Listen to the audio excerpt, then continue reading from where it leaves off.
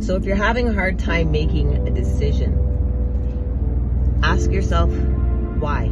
Is there a fear, a limitation, a rule, or a belief that's happening for you that may be holding you back from transitioning into something new? I have a lot of people who will reach out, whether, again, friends, family, or clients, who want to kind of ask, especially if they're leaning more into the intuitive side of things, is what would you do? What do you think the right answer is? And again, if we're using right and wrong, we're leaning into judgment. But also, it's listen to your inner compass. A lot of times when people are coming and asking a question, they already know the answer. They might not like it, but oftentimes they do know the answer. And so the bigger thing that you want to look at is, what is the hard time you're having with accepting what your truth is, or what it is that you really want to step into? So I think I used it as an analogy and metaphor before, was about food. When people say, I don't know what I want. Sometimes it's true. Sometimes we don't know what we want.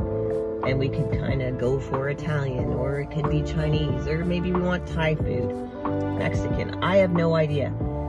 But the point is, a lot of times we do lean towards something and crave something a little bit more than something else.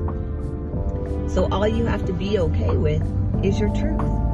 So when making a decision, if you really are feeling stuck or unsure, try leaning into that inner compass, into your intuition, and ask yourself the question, either in your mind or out loud, and feel the answer. Don't try to hear it, don't try to be it. Just, if you do hear a solid yes or no, that is your inner knowing. But otherwise, if it just feels light, it's likely right for you.